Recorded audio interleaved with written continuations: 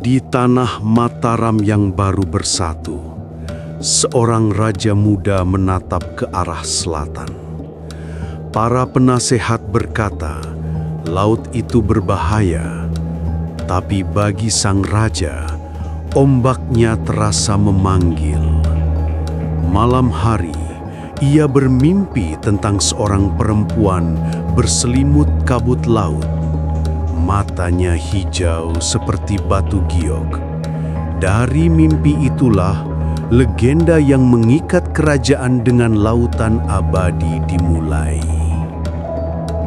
Di pantai Parangkusumo, angin laut membawa bisikan yang hanya terdengar oleh darah kerajaan. Raja muda turun seorang diri membawa dupa dan bunga melati.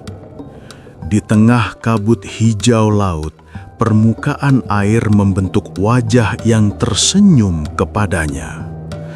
Tak ada kata, hanya perasaan seolah lautan mengenal namanya. Di malam ketiga, laut selatan diam seperti menunggu. Ratu Laut Kidul menampakkan diri berbalut cahaya giok dan air.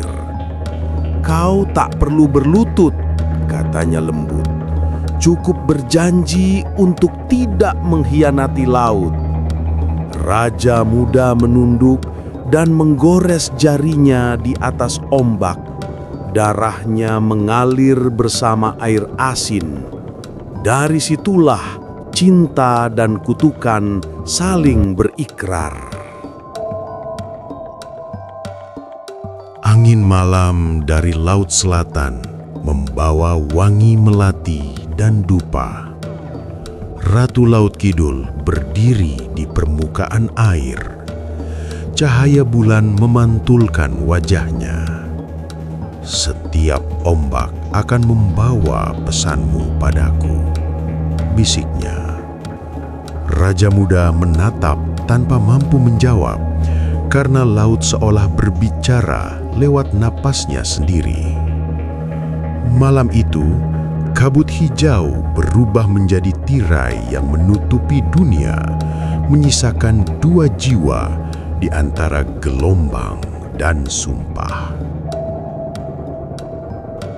"Jika kau ingin kerajaanmu bertahan," kata sang ratu, "maka setiap darah Mataram harus menghormati laut." Raja muda mengangguk, lalu meletakkan kerisnya di permukaan air. Ombak menelannya tanpa suara. Air laut berubah menjadi cahaya, membentuk lingkaran di sekitar mereka. Di dalam lingkaran itu, dua dunia menyatu, manusia dan penjaga samudera, cinta dan kutukan. Setelah malam itu, laut menjadi tenang. Hasil panen melimpah, dan Mataram berkembang lebih cepat dari sebelumnya. Namun, di setiap bulan purnama, Raja muda menghilang dari keraton. Mereka bilang ia turun ke pantai, menemui cintanya di balik kabut hijau. Laut memberi segalanya, tapi juga menunggu sesuatu yang harus dibayar kembali. Setelah berbulan-bulan, sang raja jarang turun ke pantai. Di keraton, hadir seorang perempuan baru, penari istana yang lembut namun penuh pesona. Setiap kali musik gamelan berbunyi, wajah sang ratu laut muncul di pikirannya. Malam-malamnya tak lagi tenang. Mimpi tentang ombak berubah menjadi badai. Laut mulai gelisah, menunggu janji yang mulai dilupakan. Malam purnama berikutnya, ombak di laut selatan menabrak karang dengan suara seperti gong perang. Dupa di Parangkusumo padam tertiup angin. Dari bawah laut, sang ratu bangkit dengan mata penuh air mata dan amarah. Kau melupakan sumpahmu. Suaranya bergema hingga ke langit. Di istana, cermin-cermin retak sendiri dan bunga melati berubah menjadi abu. Hujan turun selama 7 hari 7 malam. Sungai meluap, sawah hanyut, dan keraton kehilangan cahaya. Pendeta tua berkata, Ratu Laut menagih janji. Raja muda turun diam-diam ke Parangkusumo membawa dupa terakhir.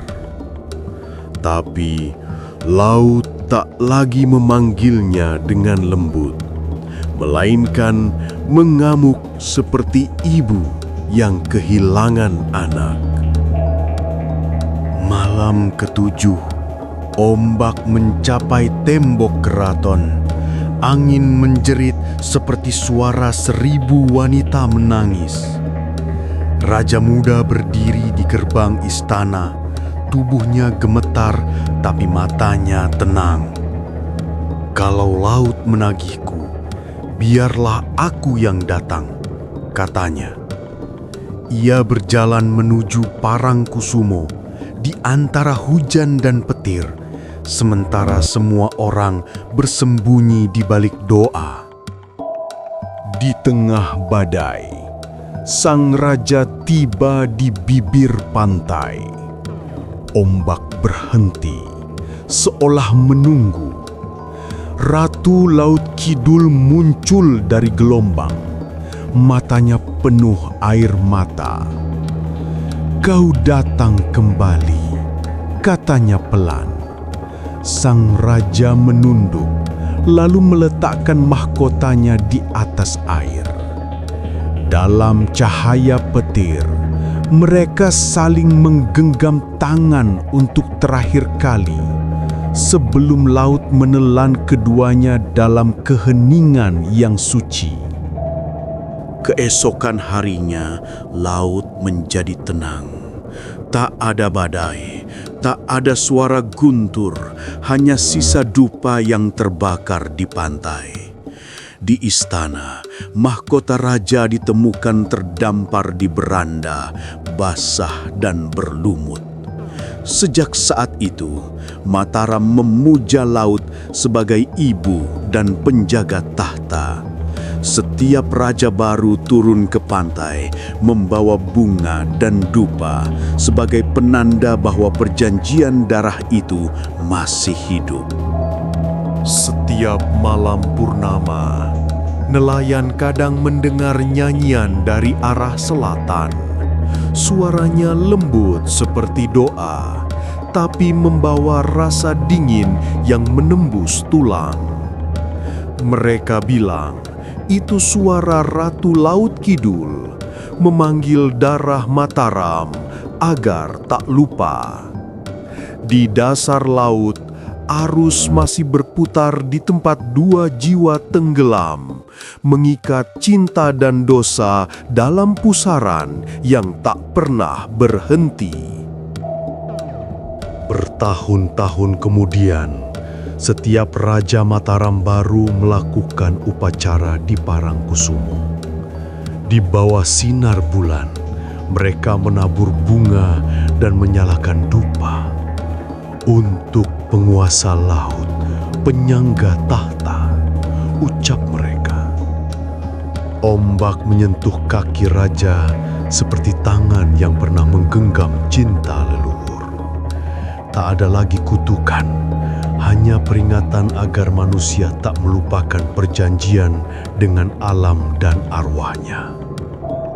Hingga kini, di malam tertentu, Parangkusumo tak pernah benar-benar sepi. Ombak selalu datang 3 kali lalu berhenti. Di sela angin, orang-orang bersumpah mendengar suara lembut memanggil nama para raja. Cinta dan kutukan itu tak pernah mati, hanya menunggu waktu untuk terulang. Setiap darah Mataram membawa sebagian laut di nadinya, dan setiap ombak menyimpan nama seorang raja yang pernah jatuh cinta pada Ratu Laut Kidul.